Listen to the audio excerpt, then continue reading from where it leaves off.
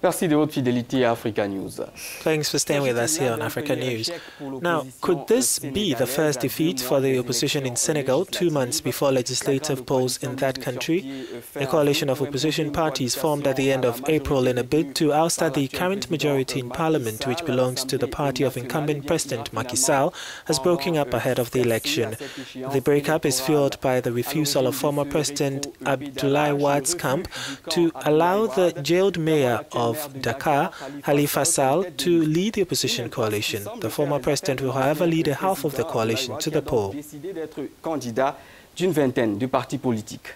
That's right, Stefan. The former president will head the coalition while the other breakaway faction backs the mayor of Dakar, Khalifa Sall, who was jailed in March this year over allegations of embezzling nearly $3 million of public funds.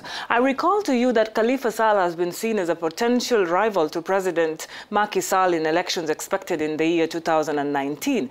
Political analysts argue that a parliamentary victory for the opposition to President Macky Sall would give Abdoulaye Wade the means to obtain an amnesty for his son Karim Wade, who enjoyed considerable ministerial powers under his father but was sentenced to 6 years in prison in 2015. There is no age limit for the candidates running for parliamentary positions in Senegal, but at 91 years old, is Abdoulaye Wade still the best option to head the opposition coalition?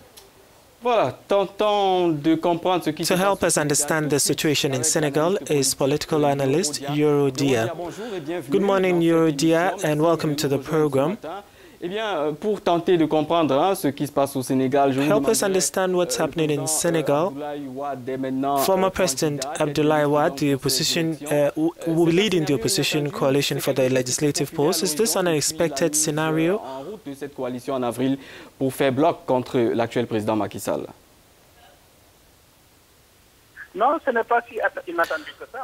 No, it's not so unexpected as Wade had talked about it some 6 months ago.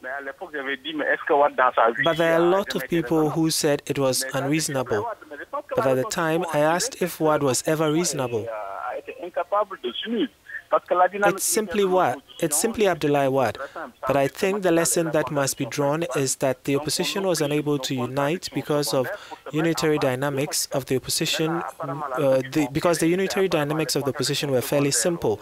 Macky Sall is the main contradiction, so we forget that there are secondary contradictions. Voilà, mais comment comprendre tout de même ce retournement de situation avec cette... But how do we explain the return of Abdoulaye Wade on the stage or to this particular situation? Was it the case that there were egos clashing? For an opposition, there is no greater stake than alternation. The voting method here always favors the one who arrives first or comes on top. With the meeting of the opposition, we will end up with a scenario where Macky Sall's party will end up with 30% of polls in some districts and win. This is the method of voting, and that is why it was vital for the opposition to unite. This is what we call the Rao Gadu. That is, the one who comes first at the district level wins the entire district. So in the districts in Senegal, we will find that where the opposition is united, it will yield about 80%, but nonetheless, it's Macky Sall's party that will win the districts. This is why everybody thought that the opposition as a unit was natural, but apparently common sense did not prevail, so the egos were bigger than common sense. But the fact that the opposition is obliged to call Abdoulaye Wade, a 90-year-old man, to the rescue shows, in my view, that there is a real problem of leadership within the opposition. And finally, we know that Wade was rejected by Senegalese in favor of Sall. How do you explain the posturing of this man of providence? Pour les jeunes téléspectateurs, en 2012, au second tour de la présidentielle, il a été battu donc par Macky Sall. Il l'avait d'ailleurs nommé Macky Sall en 2001 ministre de l'eau, de l'énergie et de l'hydraulique, si j'ai bonne mémoire. Alors comment comprendre cette posture d'homme providentiel que revêt finalement Abdoulaye Wade maintenant? No, Wade does not position himself as a man of providence. At least one can recognize Wade merits coherence. Throughout his career, Wade had two qualities, coherence and tenacity. Today, the last objective of Wade, the ultimate fight of his life, is to bring back his son into the political game. He wanted to do this in a subtle way. The Senegalese did not agree. That is why they turned against him in 2012, because they do not want his monarchic project.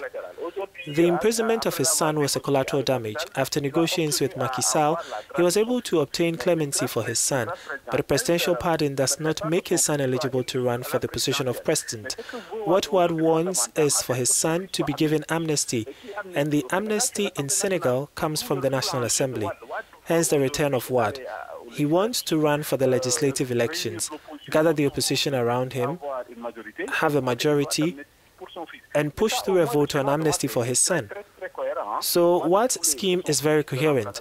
He wanted his son to replace him as the head of state, but Senegal being a great democracy, not like Togo or Gabon or other countries like that, the Senegalese said no at the polls. But Wade, he never gave up his ambitions. Till now, he wants to see his son at the top. So the fact that he currently finds himself in a scheme to fight for the legislature explains this. Since politically there is nothing more to prove, he has nothing more to gain, which puts us in an unprecedented situation in Senegal, where we have a former head of state who wants to position himself as leader of the opposition.